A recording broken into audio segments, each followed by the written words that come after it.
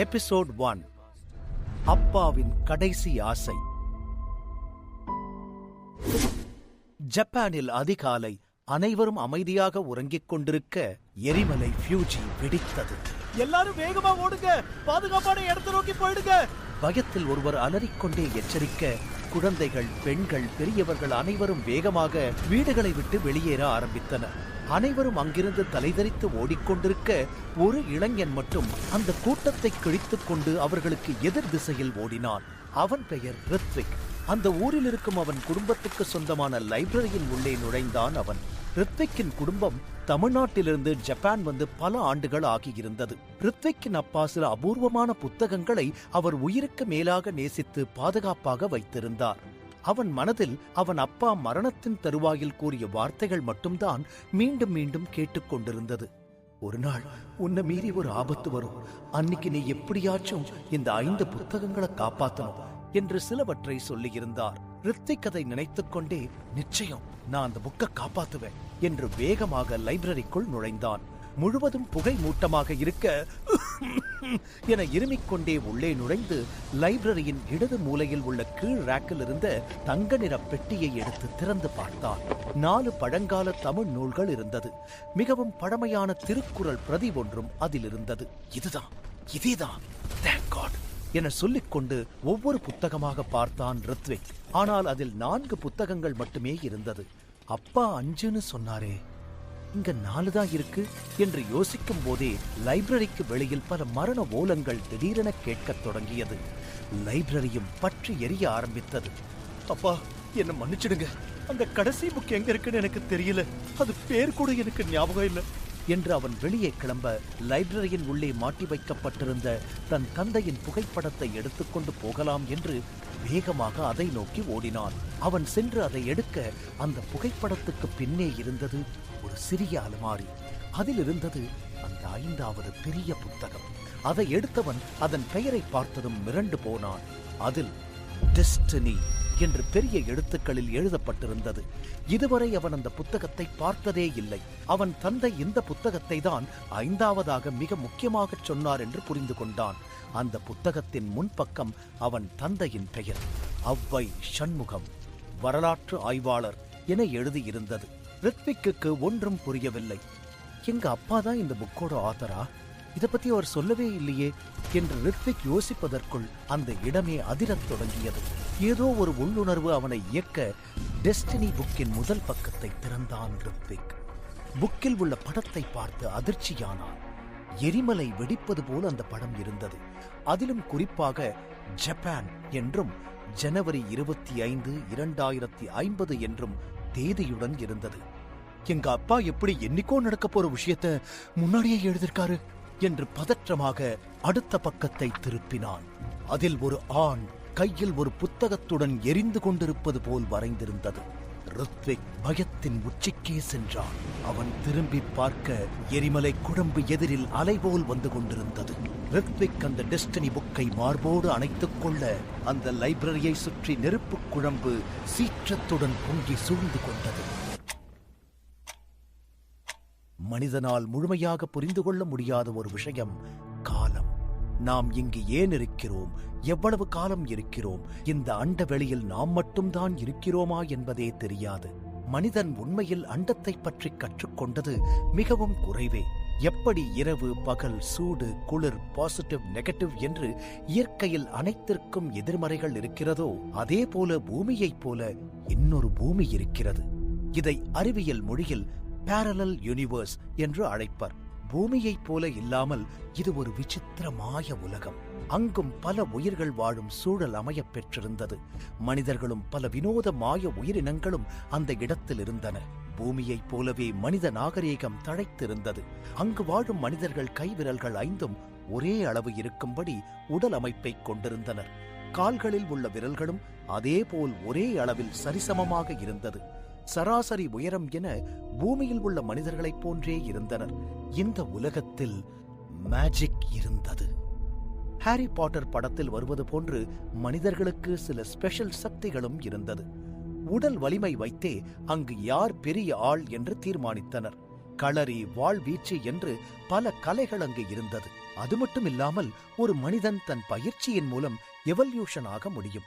உடல் தகுதி 1, 2, 3, 4, 5 என்று உயர் புள்ளிகளை பெற்று சாகாவரமடைந்து அமரத்துவம் ஆவது கூட இங்கு சாத்தியமே. அங்கு அந்த நகரில் ஒரு பிரபல அகாடமி இருந்தது. மேஜிக் மற்றும் சில கலைகளை கற்றுத்தரும் பள்ளியாக அந்த அகாடமி இருந்தது. அந்த அகாடமியின் பெயர் ஸ்கூல் ஆஃப் மேஜிக். அங்கிருக்கும் பல மாணவர்கள் பல கலைகளை கற்று சிறந்து விளங்கினார்கள். அந்த அகாடமி முழுவதும் எப்போதும் பரபரப்பாக இருக்கும். அந்த அகாடமியின் சிறப்பு அம்சம் அங்குள்ள மாணவர்கள் தங்களுக்கான ஆசிரியரை தாங்களே தேர்வு செய்வதே. ஸ்கூல் ஆஃப் மேஜிக் அகாடமியில் மாணவர்கள் சேர்வது சுலபம். ஆனால் ஆசிரியர்கள் தேர்வாவது அவ்வளவு சுலபமில்லை. பல தகுதி தேர்வுகள் வைத்த பின்னரே தேர்ந்தெடுக்கப்படுவார்கள். மாணவர்களைப் போலவே ஆசிரியர்களுக்கும் ஒவ்வொரு வருடமும் ஒரு தகுதி தேர்வு நடத்தப்பட்டு மதிப்பெண்ணும் வழங்கப்படும். இது ஆண்டின் இறுதி என்பதால் தகுதி தேர்வு நடப்பதற்கான ஏற்பாடுகள் தயாராகிக் கொண்டிருந்தன. அகாடமி முழுவதும் களை கட்டியது. மாணவர்களும் ஆசிரியர்களும் ஒன்றாக பிரம்மாண்டமான முட்டை வடிவ ஆடிட்டோரிய அரங்கில் இருந்தனர். மாணவர்கள் பின்னால் அமர்ந்திருக்க ஸ்கூல் ஆஃப் மேஜிக் அகாடமி முதல்வர் மார்க்ஸ் அனைத்து ஆசிரியர்களையும் ஒன்றாக அமர வைத்து முன்னால் வந்து நின்றார். Welcome everyone. எல்லாரும் இங்க எதுக்கு வந்திருக்கீங்கன்னு உங்களுக்கே தெரியும். இது ஆனுவல் டே மட்டும் இல்ல, டீச்சர்ஸ் எலிஜிபிலிட்டி டே. எல்லாரும் ரெடியா என ஆசிரியர் குழுவை பார்த்து முதல்வர் மார்க்ஸ் கேட்க, எஸ் என்று அனைத்து ஆசிரியர்களும் சத்தமாக கத்தினார்கள். முதல்வர் மார்க்ஸ் சிரித்துக் கொண்டு தலையசைக்க அவர் முன்னால் ஒரு பச்சை நிற ஒளி தெரிந்தது. ஆசிரியர் குழுவில் ஒரு ஆசிரியரின் இருக்கை காலியாக இருந்தது. யாரும் இல்லாத இருக்கையில் பச்சை நிற ஒளி ஒளிர்ந்து கொண்டிருந்தது. ஒவ்வொருவரும் இருக்கையில் அமர்ந்து பின் அவர்கள் வருகையை பதிவு செய்யும்படி இருக்கைகள் இருந்தது. அந்த மாய இடத்தில் அனைத்தும் மேஜிக் ஒரு அங்கமாக இருந்தது. ஆளில்லாத இருக்கை பச்சை நிற ஒளியில் மின்னும். பச்சை நிற ஒளி எப்போதும் முதல்வர் மார்க்ஸை எரிச்சலூட்டும். அதுவும் ஆனுவல் டே என்பதால் அந்த எரிச்சல் இன்னும் அதிகமாகவே இருந்தது. யார் இன்னும் வரல என கோபமாக ஆசிரியர் குழுவை பார்த்து மார்க்ஸ் கேட்டார். வேற யாரு, நம்ம ஜீவாதான் சார் என ஒரு ஆசிரியர் எழுந்து நின்று சொல்ல முதல்வர் மார்க்ஸுக்கு பிபி எகிரியது. என்ன ரத்தோர் சொல்ற, ஜீவாவா? அவன் இன்னும் திருந்தலையா? அவன் ஏன் இப்படி இருக்கான்? வர ரொம்ப மோசம். அவன் இப்பவே இங்க வரணும் என கோபமாக மார்க்ஸ் கத்த, சார் இப்பவே அவனை இங்க கூட்டிட்டு வரேன், கொஞ்சம் வெயிட் பண்ணுங்க என ரத்தோர் பவ்யமாக எழுந்து பின்னால் சென்று அவர் மாணவர்களை அழைத்தார். பசங்களா, உங்களுக்கு ரொம்ப அற்புதமான சான்ஸ் தரேன். இதை மட்டும் சரியா செஞ்சீங்க, எக்ஸாம் நடக்கும்போது நான் உங்களை கண்டிப்பா மனசுல வச்சுப்பேன், ஃபேவர் பண்ணுவேன். எல்லாருக்கும் என்ன சொல்றேன்னு நல்லா புரியுதுல்ல என ரத்தோர் சொன்னதும், நல்லா புரியுது சார் என மாணவர்கள் மர்மமாக புன்னகைத்தனர். ரத்தோருக்கும் ஜீவாவுக்கும் ஆகவே ஆகாது என்று அனைவருக்கும் தெரியும். கல்லூரியில் ரத்தோரை பகைத்துக் கொள்வது சோற்றில் நாமே விஷம் வைத்து அதை நாமே உண்ணுவது போல. அதனால் ரத்தோர் சொல்வதை கேட்க அனைவரும் தயாராக இருந்தனர். சீக்கிரம் போய் கையோட அவனை கூட்டிட்டு வாங்க. அவன் வரமாட்டான், பயங்கர போதையில இருப்பான்.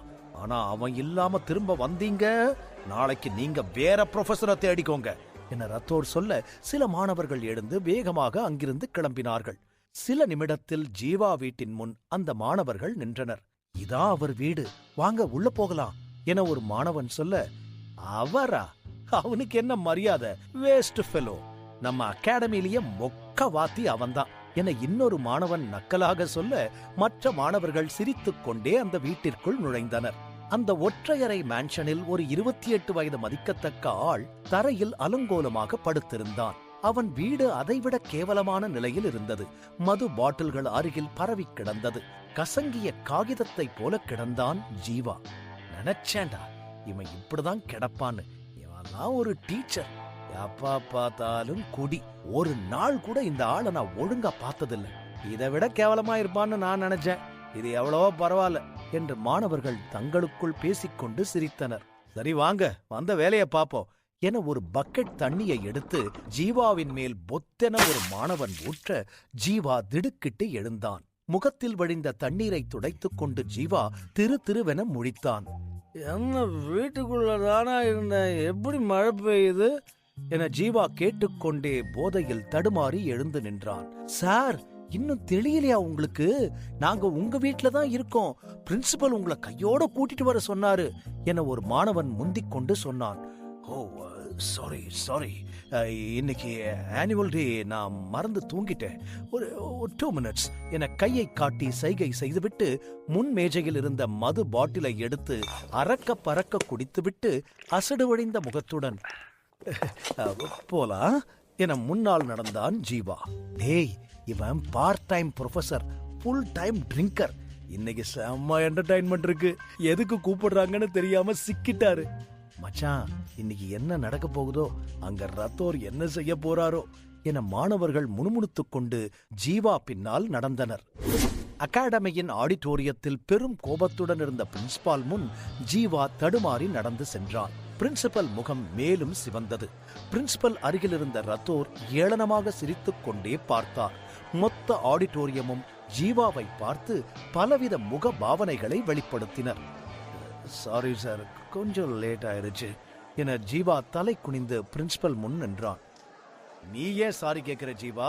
நான் தான் உன்னை அப்பாயின்மெண்ட் பண்ணதுக்கு இந்த அகாடமி கிட்ட சாரி கேட்கணும். You are unfit. நீ எல்லாத்துலயும் டவுனா இருக்க. பெர்ஃபார்மன்ஸ், ஆட்டிடியூட், பிஹேவியர் எல்லாத்துலயும் 0. இனிமே நீ யாருக்கும் கிளாஸ் எடுக்க முடியாது. நீ இனிமே இந்த அகாடமிக்குள்ள வரக்கூடாதுன்னு வார்னிங் பண்ணதான் உன்னை இப்ப இங்க வர சொன்னேன். நீ போலாம். Get out from my side என பிரின்சிபால் சொல்ல மொத்த ஆடிட்டோரியமும் அமைதியாக இருந்தது. சார், உங்களுக்கு நடந்தது தெரியும். எவ்வளவு டிப்ரெஷன்ல நான் இருந்தேன்னு. நான் வேணும்னு பண்ணல என ஜீவா தயங்கிக் கொண்டே சொல்ல, போதும் நிறுத்து. இத கேட்டு கேட்டு எனக்கு அலுத்து போச்சு. உன்னால ஒரு ஸ்டூடெண்ட் செத்துட்டான். நீ டீச் பண்ணது அந்த ஸ்டூடெண்ட்டுக்கு மிஸ்கம்யூனிகேட் ஆயிருக்கு. அதானே? அது ஒரு ஆக்சிடென்ட், முடிஞ்சு போன கதை. ஆனா நீ அத நினைச்சு குடிக்க ஆரம்பிச்ச. நானும் கொஞ்ச நாளா பொறுத்துக்கிட்டேன், சரியாயிடுவேன்னு. இனி என்னால முடியாது. குற்ற உணர்ச்சியுடன் தலை கவிழ்ந்தபடி நின்றிருந்தான் ஜீவா. அவன் கண்களில் கண்ணீர் திரண்டிருந்தது. சரி, உன்னை இந்த அகாடமியில சேர்த்துக்க ஒரே ஒரு ரீசன் சொல்லு. மேஜிக், மர்மக்கலை, மார்ஷியல் ஆர்ட் எதையும் நீ சரியா டீச் பண்றதில்ல. இன்னும் சொல்ல போனா இங்க இருக்கிற ஸ்டூடெண்ட்டை விட உன்னோட எவல்யூஷன் பாயிண்ட்ஸ் கீழே இருக்கு. நீ இந்த அகாடமியோட ஓல்ட் ஸ்டூடெண்ட். அந்த ஒரு தகுதியை தவிர உன்கிட்ட இப்ப எதுவும் இல்ல என பிரின்சிபல் காட்டமாக கூறினார். சரியான நேரத்துக்காக காத்திருந்த ரத்தோர், சார், ஜீவாவை ஓல்டு ஸ்டூடெண்ட்னு சொல்லி நம்ம அகாடமியை அசிங்கப்படுத்தாதீங்க. நம்ம அகாடமியில இருந்து போறவங்க பெஸ்ட் ஸ்டூடெண்டா தான் இருக்கணும். இவன மாதிரி வேஸ்ட் ஃபெலோஸ் எல்லாம் இங்க இருக்கவே கூடாது என நக்கலாக இடைமறித்து பேசினார் ரத்தோர். அடுத்த நொடி, என் கூட வந்து மோதிப்பாரு, யார் பெஸ்ட்னு நீயே சொல்லுவ என சட்டென்று யோசிக்காமல் கூறினான் ஜீவா. இதைக் கேட்ட மற்ற மாணவர்களும் புரொஃபசர்களும் சிரித்தனர். ஜீவாவை பைத்தியம் போல் பார்த்தனர். ஜீவா, நீ குடிச்சிருக்க. ரத்தோர் யாருன்னு இங்க எல்லாருக்கும் தெரியும். நீ போலாம், அதான் உனக்கு நல்லது என பிரின்சிபல் அமைதியாக கையசைத்து கூறினார். சார், இன்னைக்கு டீச்சர் எலிஜிபிலிட்டி டெஸ்ட் இருக்கு. நான் இங்க ரத்தோரை தோக்கடிச்சா என்னோட எலிஜிபிலிட்டி உங்களுக்கு புரியுமா? வர சொல்லுங்க, நான் ரெடி என ஜீவா உறுதியாக சொன்னாலும் அவன் கால்கள் தடுமாறுவதை தடுக்க முடியவில்லை. மாணவர்கள் அனைவரும் அதை பார்த்து சிரிக்க, சார், அவர் சொல்றது கரெக்ட் தான். அவர் என்னை விட சண்டையும் மேஜிக்கும் தெரிஞ்ச ஒரு ஆளா இருந்தா இப்ப நிரூபிக்கட்டும் என ரத்தோர் ஜீவா முன்னால் நின்றார். சரி, ஓகே, இன்னைக்கு இது ஒரு முடிவுக்கு வரட்டும் என அமைதியாக சிந்தித்த பிரின்சிபல் மார்க்ஸ், கோ அஹெட் என கிரீன் சிக்னல் கொடுத்து அமைதியாக நின்றார். ஜீவா, ரத்தோர் எதிரெதிரில் நின்றனர். முதலில் ஜீவா கைகளை சுழற்றி மேலும் கீழும் இறக்கி பாம்பு போல் கையை பிணைந்து நின்றான். ஜீவா மந்திர பாம்பின் சக்தியை பயன்படுத்த நின்றான். மொத்த ஆடிட்டோரியமும் பரபரப்பாக பார்த்து கொண்டிருக்க பிரின்சிபல் மார்க்ஸும் அதே பரபரப்புடன் இருந்தார். பரவாயில்ல, பாம்பின் சக்தியை யூஸ் பண்றான், பாப்போம். ஜீவா கைகளை மெல்ல விலக்கி முன்னால் இருந்த ரத்தோரின் நெஞ்சுக்கு முன் வேகமாக வீசினார். ரத்தோர் மெல்ல உடலை விலக்கி 2 கைகளையும் தூக்கி கழுகு போல் நின்றார். இருவரையும் சுற்றி மந்திர ஆரா இருந்தது. ஆராவின் தன்மையைக் கொண்டே அவர்கள் எவ்வளவு சக்தி கொண்டவர்கள் என்று சொல்ல முடியும். ஜீவாவின் கை வெற்றிடத்தில் உலாவிக் கொண்டு ரத்தோரை தொடாமல் இருக்க, ரத்தோர் ஜீவாவின் வயிற்றில் 5 விரல்களும் பதியும் அளவுக்கு வேகமாக ஒரு அடி அடிக்க, ரத்தோரின் ஆரா ஜீவா மீது பட்டு பல அடி தூரம் தள்ளிப்போய் சுருண்டு விழுந்தான் ஜீவா. மொத்த ஆடிட்டோரியமும் கைத்தட்டி ஆரவாரம் செய்தது. போதையிலிருந்த ஜீவாவால் எழுந்து நிற்க முடியவில்லை. ரத்தோர் அவன் மொத்த சக்திகளை ஒன்று திரட்டி கையில் அவனின் மொத்த ஆராவை குவித்து அடிக்க சுருண்டு விழுந்தான் ஜீவா. எலிஜிபிலிட்டி டெஸ்ட் என்பதால் ஒவ்வொரு புரொஃபசரின் மீதும் ஒரு மாயத்திரை பறந்து கொண்டு இருந்தது. அதில் அவர்கள் போட்டியில் பெறும் மதிப்பெண்கள் காட்டப்படும். ஜீவா 2 அடியில் விழுந்து எழாமல் இருந்ததால் அவருக்கு 0 மதிப்பெண்கள் வழங்கியது மாயத்திரை. இந்த அகாடமி வரலாற்றில் முதல் முறையாக ஒரு ஆசிரியர் 0 வாங்குகிறார். இதுவரை அகாடமியில் இருக்கும் மாணவன் கூட 0 மதிப்பெண்கள் எடுக்காத நிலையில் ஜீவாவின் இந்த நிலையை பார்த்து அனைவரும் கைத்தட்டி சிரித்தனர். ரத்தோர் ஏளனமாக அவனை பார்த்து சிரித்தார். பிரின்சிபல் ரத்தோரின் தோளை தட்டி கொடுத்து, ஜீவா, இதுக்கு மேல நீ இங்க இருக்க வேண்டிய அவசியம் இல்லைன்னு உனக்கே புரிஞ்சிருக்கும். சோ என கையை அசைத்துவிட்டு திரும்பி நடந்த பிரின்சிபலை பார்த்து, சார் ஒரு நிமிஷம் என சத்தமாக கத்தினான் ஜீவா. எல்லோரும் அவனையே பார்க்க, கடைசியா ஏதாவது சொல்லணுமா? சொல்லிட்டு போ என பிரின்சிபல் திரும்பி நின்று கேட்க, சார், நம்ம அகாடமி ரூல்ஸ் படி ஒரு ப்ரொஃபசர் கிட்ட ஒரு ஸ்டூடெண்ட் இருந்தாலும் அவங்க இங்க இருக்கலாம், கரெக்டா என ஜீவா எழுந்து நின்று கேட்டான். ரூல்ஸ் எல்லாம் தெரியுமா உனக்கு? சரி, அப்படியே பார்த்தாலும் ஒரு ஸ்டூடெண்ட் கூட உன்கிட்ட இல்லையே, சோ நீ வெளியே போலாம் என மீண்டும் பிரின்சிபல் மார்க்ஸ் கராராக கூறினார். எனக்கு ஒரே ஒரு நாள் டைம் கொடுங்க. இந்த அகாடமியில என்கிட்ட நிறைய ஸ்டூடெண்ட்ஸை சேர்த்து காட்டுறேன்.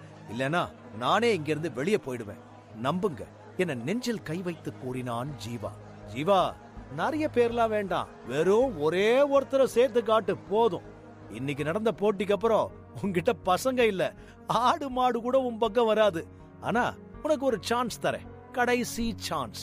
முடிஞ்சா நீ யாருன்னு காட்டு. நீ எவ்வளவு பெரிய வாத்தின்னு எல்லாருக்கும் காட்டு. இவ்வளவு நாளா பண்ணாதத ஒரு நாள்ல எப்படி பண்ண போறேன்னு நானும் பாக்குறேன் என சொல்லி அங்கிருந்து கிளம்பினார் மார்க்ஸ். ஜீவாவுக்கு பயங்கர கேவலமாக இருந்தது. அன்று நண்பகல் ஜீவா நிறைய குடித்தான். கடவுளே, எனக்கு ஏன் இப்படி நடக்குது? ரொம்ப நாள் பிராக்டிஸ் பண்ணாம இருந்ததால இப்படி ஆயிடுச்சு. இல்ல, அந்த ரத்தோர வழி பண்ணிருப்பேன்.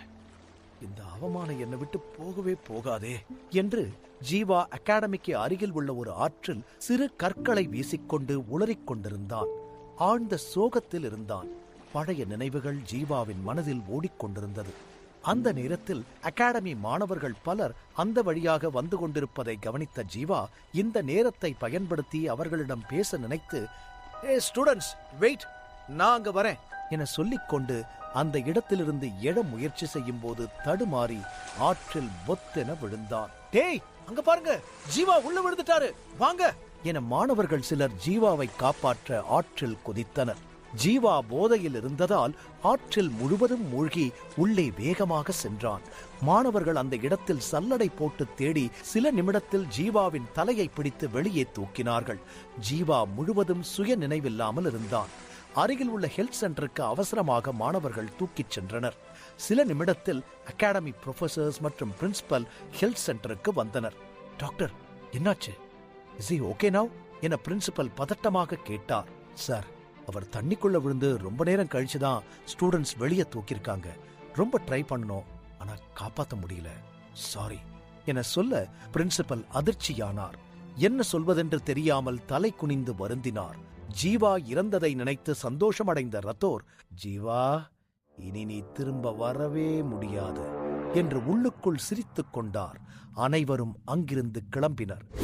அதே நேரம் ஜப்பானில் எரிமலை குழம்பு ரித்விக்கின் மேல் சீறி பாய்ந்து அவனை எரித்தது. ரித்விக் எரியும் பொழுதும் டெஸ்டினி புக்கை விடாமல் தன் நெஞ்சோடு அழுத்தி பிடித்திருந்தான். திடீரென அவன் கையில் இருந்த புத்தகம் மின்னியது. தங்க நிற ஒளி அந்த புத்தகத்தின் உள்ளே இருந்து வர அவனையும் அந்த புத்தகத்தையும் எரிமலை குழம்பு பஸ்மமாக்கியது. ரித்விக் இறந்தவுடன் அவனின் ஆத்மா உடலை விட்டு வெளியேறியது. வாழ்க்கை முடிந்தது. இனி இந்த பறந்து விரிந்த அண்டத்தில் இந்த ஆத்மாவும் ஒரு தூசு என்று நினைக்க, அப்போது ரித்விக்கின் ஆத்மா முழுக்க தங்க நிற ஒளி படர சட்டென்று ஒரு தங்க நிற கதவு திறந்தது. அவனின் ஆத்மா அதன் உள்ளே இழுக்கப்பட்டது. இங்கே மாய உலகத்தில் ஜீவாவின் உடலை காற்றில் கலக்கும் இறுதி சடங்குக்கு தயார்படுத்த ஒரு தனி அறையில் வைத்திருந்தனர். அப்பொழுது ஜீவாவின் உடல் மேல் அந்த தங்க நிற கதவு தோன்ற ஜீவாவின் உடல் முழுவதும் அந்த ஒளி படர ரித்விக்கின் ஆத்மா ஜீவாவின் உடலில் நுழைந்தது. என்று பெரும் அலறலுடன் ரித்விக் எழுந்திருக்க அந்த இடமே வித்தியாசமாக இருந்தது. ரித்விக்கின் கடைசி நினைவு எரிமலை குழம்பு தன்னை கொல்ல வந்ததே. அப்பொழுது உள்ளே ஒரு டாக்டர் வர அவரின் உடை, தோற்றம் ஆகியவை பூமியிலிருந்து சற்று வித்தியாசமாக இருப்பதை கவனித்தான். யார் நீங்க? என்ன இடம் இது என்று ஜீவா உடலில் இருக்கும் ரித்விக் கேட்க டாக்டர் மிரண்டு போனார்.